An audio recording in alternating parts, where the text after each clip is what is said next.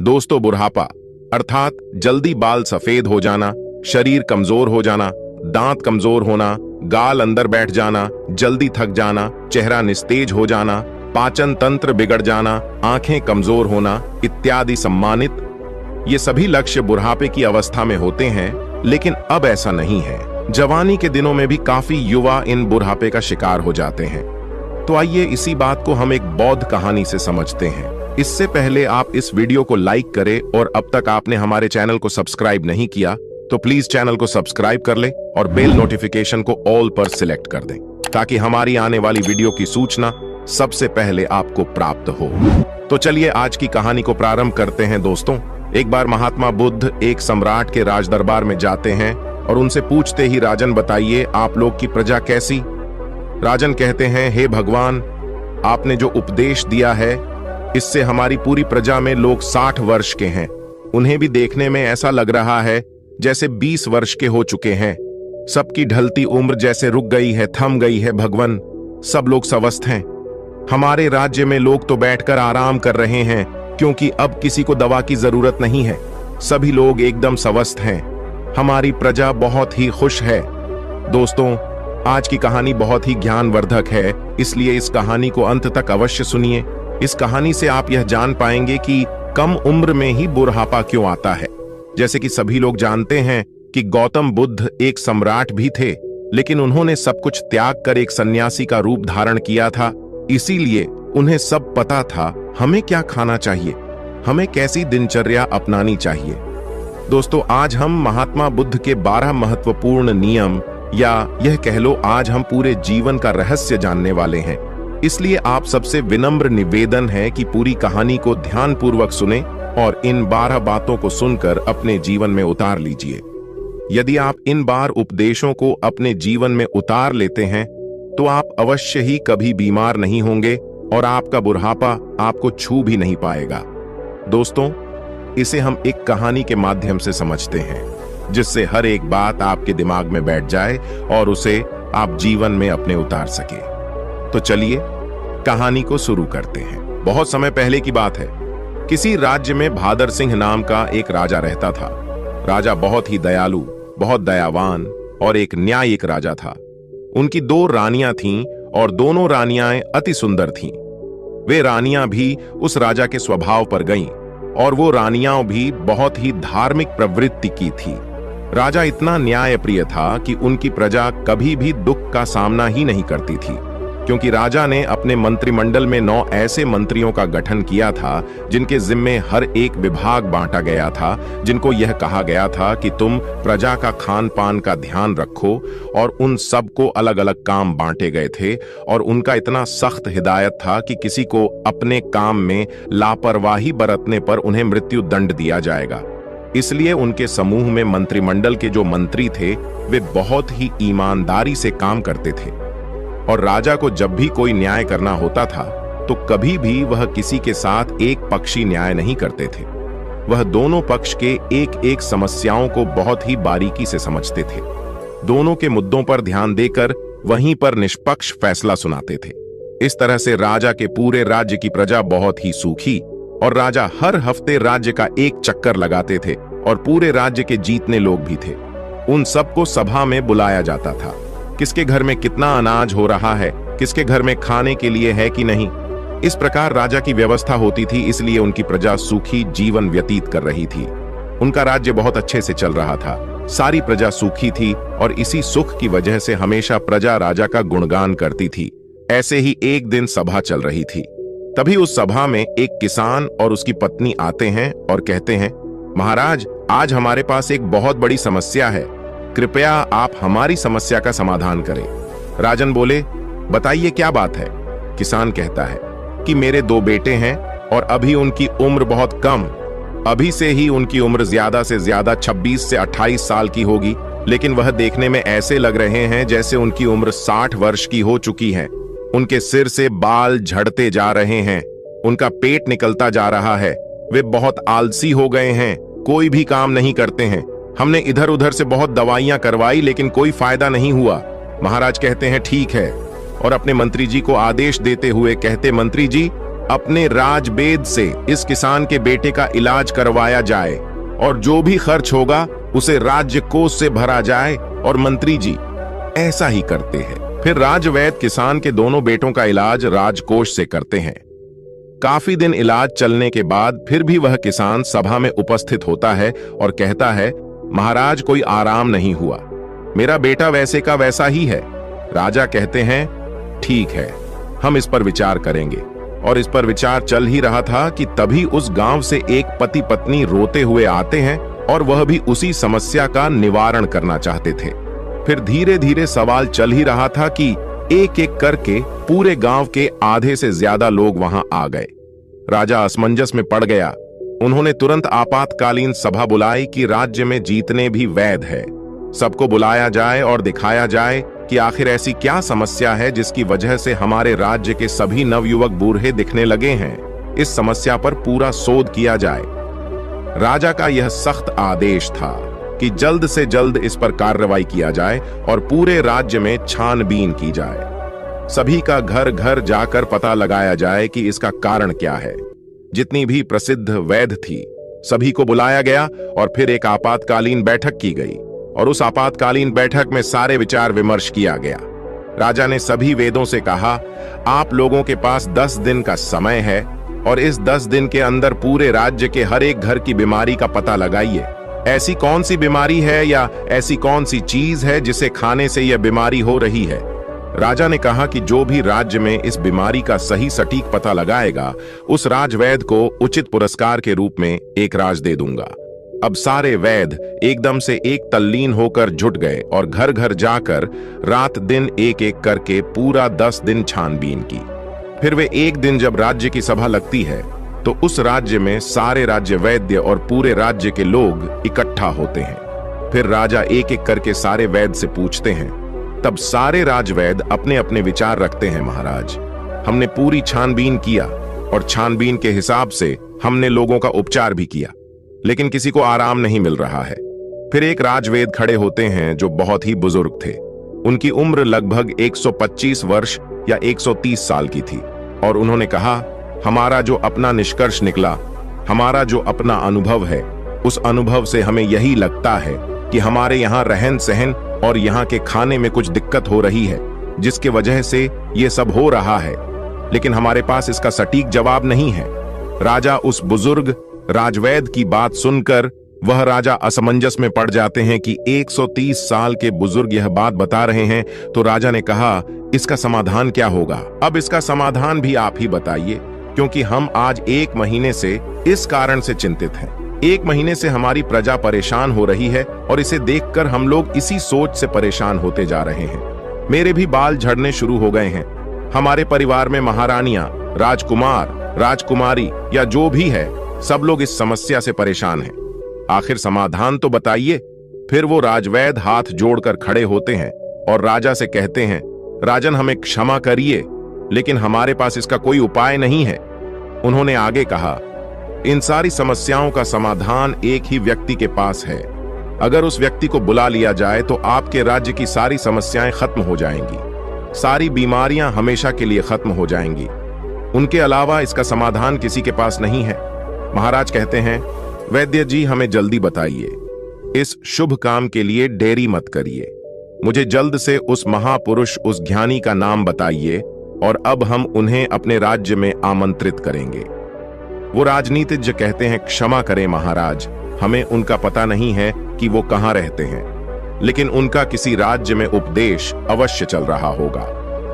कृपया आप अपने सैनिकों को सारे राज्य में भेज करके पता लगाए कि महात्मा बुद्ध किस राज्य में हैं, कहां पर है, कहां पर उनका उपदेश चल रहा है। केवल उन्हीं के पास इस समस्या का समाधान है और दूसरा किसी के पास इसका कोई समाधान नहीं। राजा यह बात राज्य वैद्य की मुंह से जैसे ही सुनते हैं, उन्होंने अपने सबसे काबिल मंत्री को यह आदेश देते हैं कि जल्द से जल्द महात्मा बुद्ध का पता लगाया जाए और उन्हें आदर सम्मान के साथ अपने राज्य में लाया जाए। यह हमारा सख्त आदेश है। इसके लिए जितने भी गुप्तचर चाहिए उन्हें ले लिया जाए और उनका जल्द से जल्द पता लगाया जाए कि इस समय महात्मा बुद्ध का किस राज्य में उपदेश चल रहा है। वह जरूर आएंगे। उनको हमारा संदेश भेजिए, उनको कहिए कि सम्राट बुलाए है। अगर वो नहीं आते तो आप मुझे बताइए, मैं स्वयं अपनी समस्याओं को लेकर उनके पास जाऊंगा। और सारे मंत्री तुरंत चारों दिशा में फैल जाते हैं और काफी अथक प्रयास करने के बाद, काफी मेहनत करने के बाद यह पता चलता है कि महात्मा बुद्ध काफी दूर राजनीतिक उपदेश दे रहे हैं। मंत्री वहां जाते हैं और बुद्ध को प्रणाम करते हैं और कहते हैं, भगवान आपको हमारे राजा ने बुलाया है। हमारे राज्य पे बहुत बड़ी बीमारी आ गई है, कृपया आप हमारे साथ चलने की कृपा करें। महात्मा बुद्ध इतने दयालु, इतने हंसमुख, उनका तो बस एक ही उपदेश था कि इस धरती पर हर एक प्राणी स्वस्थ और निरोग रहे, किसी के मन में छल ना रहे, कपट ना रहे, कोई दुखी ना रहे, सभी लोग हंसते रहे। जैसे ही उन्होंने सैनिकों के मुंह से सुना, उन्होंने कहा, क्यों नहीं, हम तुरंत चलते हैं। और महात्मा बुद्ध उस मंत्री के साथ राज्य में आने के लिए तैयार हो गए और उनके साथ जो उनके शिष्य थे वो भी आते हैं। राजा महात्मा बुद्ध का दरबार में स्वागत करते हैं। उन्हें प्रणाम करते हुए सादर आमंत्रित किया जाता है और फिर वह राजा महात्मा बुद्ध से कहते हैं, भगवान हमारी बड़ी ही हंसमुख प्रजा है, सुखी है, लेकिन आज उनके ऊपर बहुत बड़ी विपत्ति आ गई है। जब इनके ऊपर विपत्ति आ गई है तो मान लीजिए कि हमारे ऊपर ही विपत्ति आ गई है। ये प्रजा नहीं है, ये हमारे परिवार के सदस्य हैं।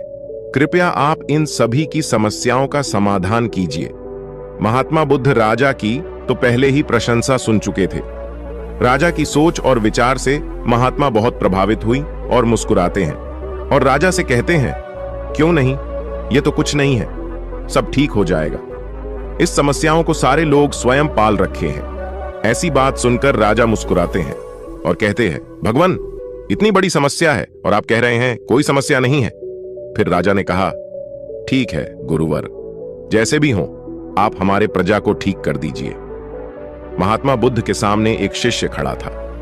महात्मा बुद्ध उस शिष्य की तरफ इशारा करते हैं तो शिष्य कहता है, राजन हमें आपके राज्य में एक ऐसा खुला स्थान दीजिए जहां पर राज्य के सभी लोग एकत्रित हो सके, जहां का खुला वातावरण हो, जहां प्राकृतिक धूप आती हो, जहां प्राकृतिक हवा हो, सुनहरा माहौल। वहां पर कल प्रातः 4:09 बजे लोगों का उपचार किया जाएगा।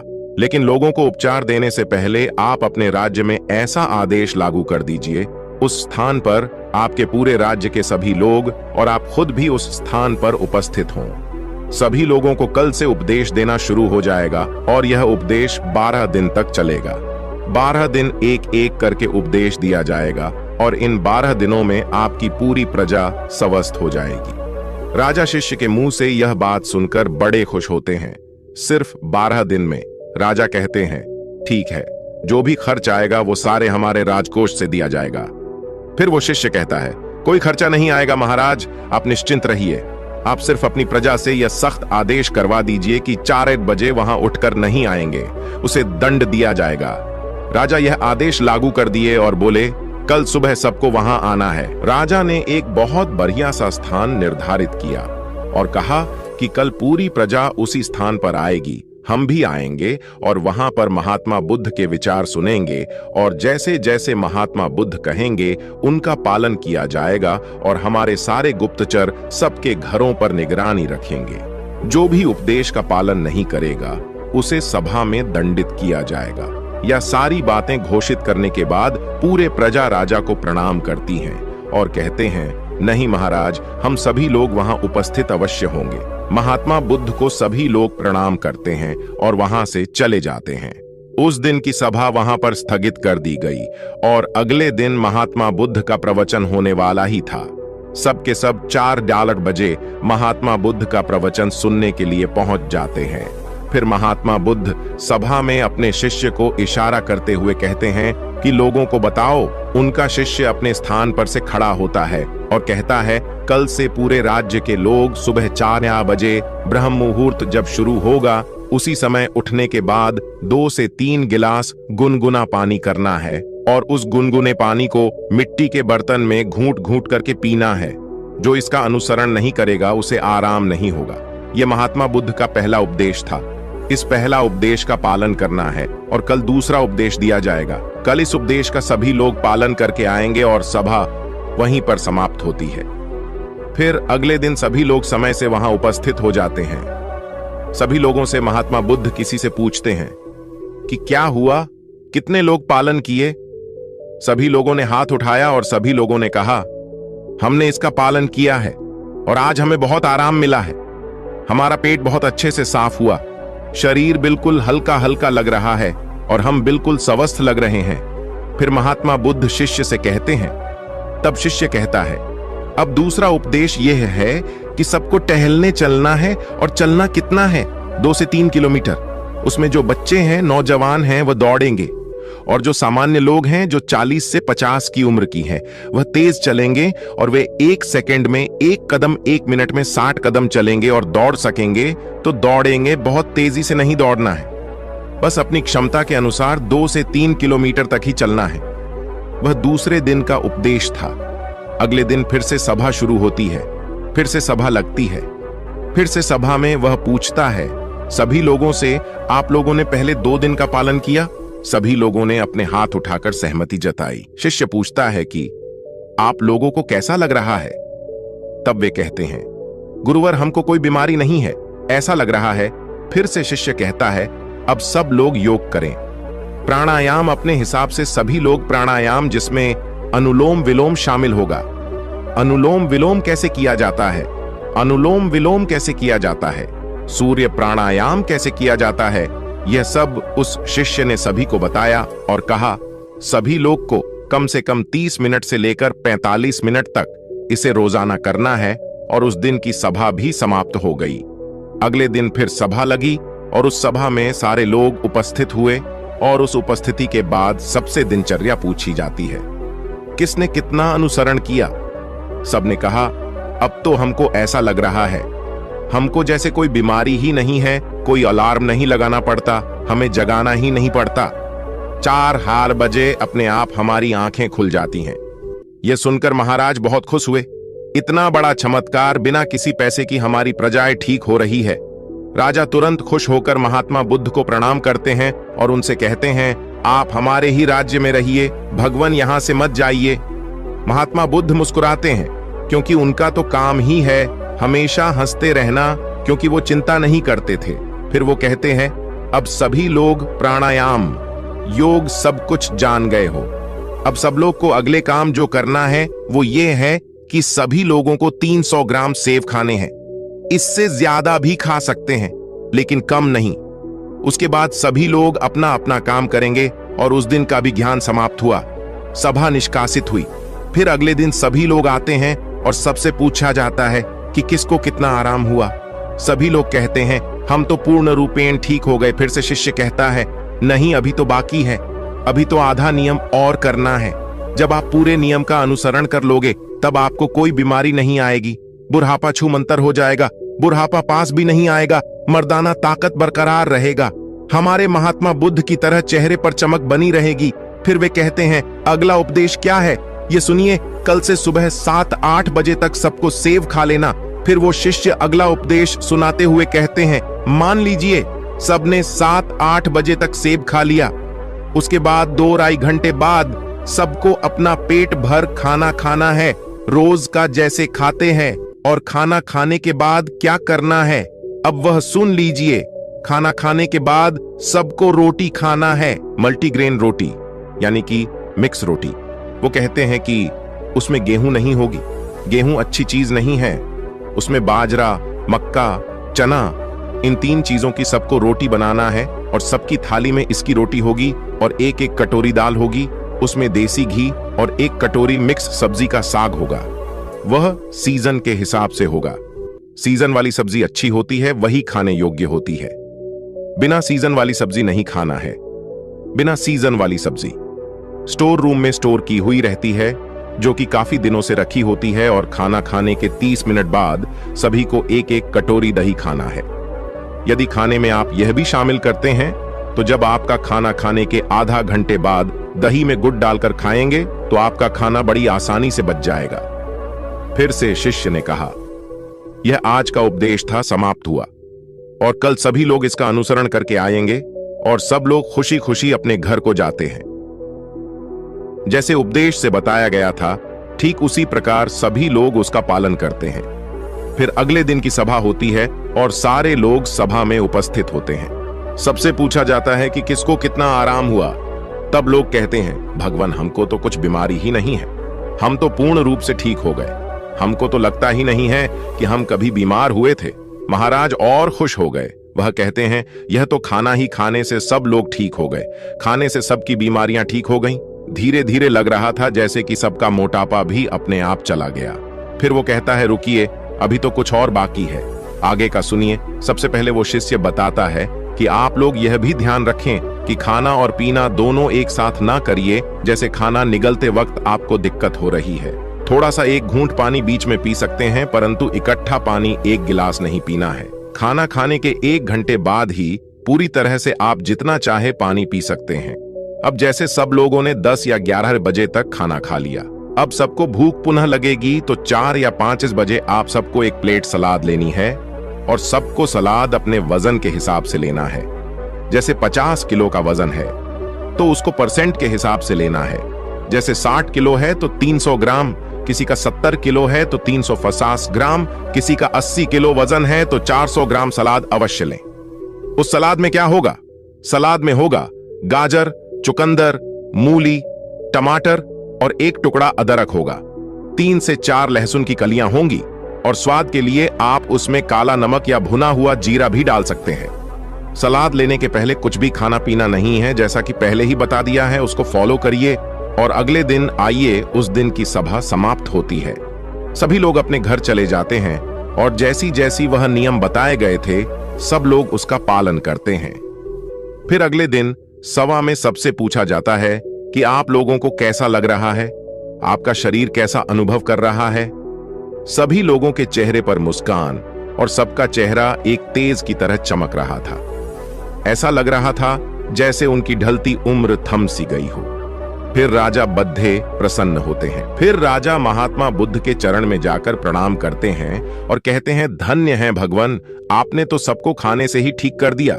तब उसने कहा, महाराज रुकिए, अभी तो सारे उपदेश बाकी हैं। अभी जब मैं पूरा उपदेश बता दूंगा तब हमारे भगवान की तरह कोई बीमारी नहीं होगा, कभी किसी को बुढ़ापा नहीं आएगा।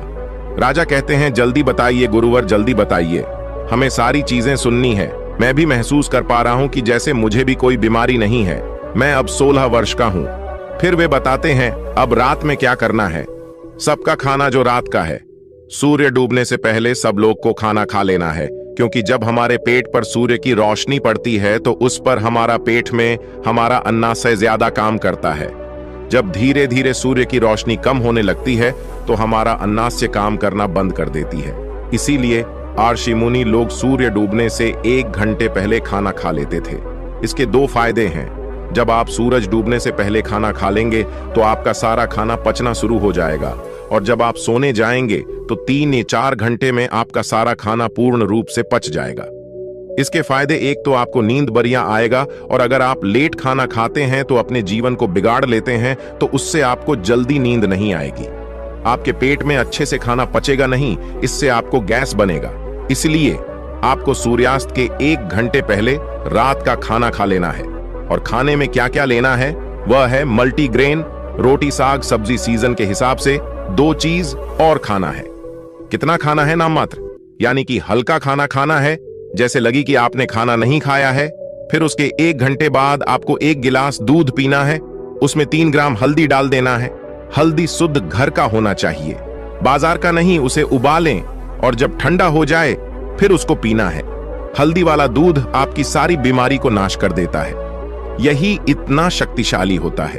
अब सारे लोग इसका पालन करेंगे और उसका अनुसरण करेंगे। इसके बाद दूध पीने के तुरंत बाद सोने नहीं जाना है। दूध पीने के 1-2 घंटे बाद ही सोना है, और आपको रात 10 बजे तक सो जाना है। जब आप 10 बजे सो जाएंगे तो आपको बहुत अच्छी नींद आएगी, आपके सारे खाने पच जाएंगे। जब आपको अच्छी नींद आएगी तो 4 बजे सुबह अपने आप आपकी नींद खुल जाएंगी। आपको कोई तनाव नहीं होगा, कोई बीमारी नहीं रहेंगी। अंत में शीर्षक कहते हैं, ध्यान से सुनिए, सबको वर्तमान में जीना है, सबको बच्चों की तरह जिंदगी जीना है। जैसे छोटे बच्चे को कोई टेंशन नहीं होता कि उनकी मम्मी का पड़ोसी से झगड़ा हो रहा है, उन्हें उससे कोई मतलब नहीं होता है। मेरे घर में खाना है या नहीं। छोटे बच्चों को जो खाना मिल जाता है वह उसे खाकर अपने आप खेलते रहते हैं, सिर्फ उनका पेट भरा रहे। अगर उसका पेट भरा रहता है तो उसे कोई मतलब नहीं है। इसीलिए आप सभी अपने वर्तमान में जिएं। भूत भविष्य की चिंता बिल्कुल मत करिए। आज हमारे साथ जो है उसमें खुश रहिए। भविष्य में क्या होगा, भूत में क्या बीत गया, उसकी चिंता मत करिए।